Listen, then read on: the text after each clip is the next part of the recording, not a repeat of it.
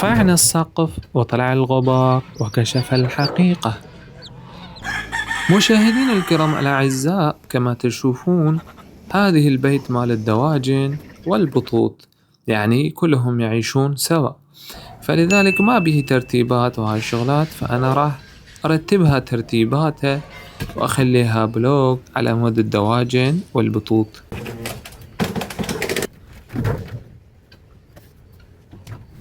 نعم مشاهدينا الكرام، رفعت السقف من ذيك الجهة فأكنسها هذه الجهة على مود يصير نظيف ومرتب، ولكن من رفعت هذا السقف الصغير والبيت الصغير فالمفاجأة طلع من هنا، لأن ما أدري ولا أظن ببالي أن جو هذا السقف الصغير اللي ما أظن به أي شيء طلع الحياة الجديدة من هاي الكتاكيت الصغير أو الفرخ الصغيرة مال هذه الدجاجة.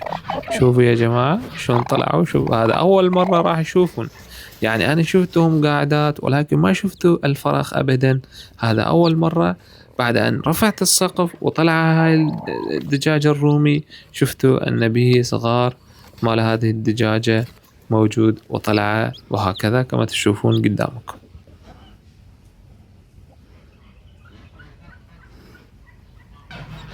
نعم بعد أن لقيت هذه الدجاجة بهذه الشكل مع كتاكته أو الفرخ مالته، فأنا هم راح أبني في هذا المكان العش الجديد لهم، فلذلك شو راح أسوي؟ راح أنقلها من هذه المكان إلى غرف آمن ومطمئن على مود هاي الصغار مالته، لأن هنا دائما البزازين يفترون منا ومنا أو القطط يجون ويروحون وممكن يأكلون، فلذلك راح أنقلها إلى مكان آمن ومطمئن ما يقدر يطب قطط أو البزازنة به، فإحنا هم نقدر نعطيهم أكل وشرب بسهولة في هذه الغرفة.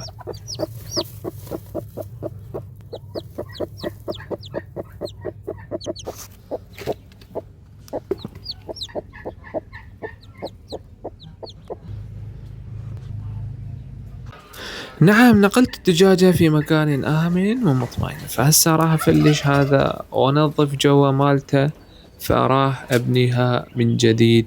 تابعونا إلى النهاية. مشاهدينا الكرام الأعزاء، إذا ما مشتركوا اشتركوا، وإذا ما مضغط على الإعجاب اضغطوا على الإعجاب، وإذا ما دق الجرس دقوا، فهذا بالنسبة لكم شيء بسيط، ولكن بالنسبة لي شيء غالي جدا يساعدني كثير.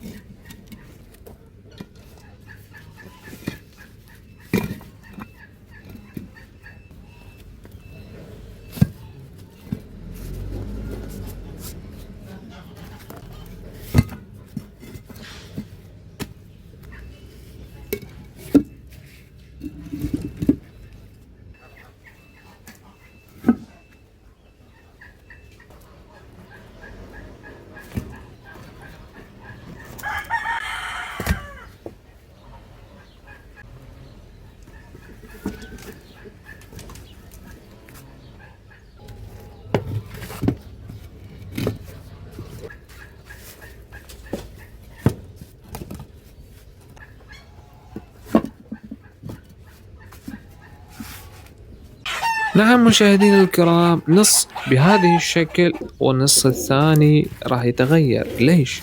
لأن أكو جوا مال هذه الأماكن الحجر، يعني حجر من قبل كان هيج ما أدري شلون، يعني حجر مرفوع جدا، يعني القاع مالته مو هيج ميزان، فلذلك فراح تغير شكلها. شوفوا تغير بهذه الشكل.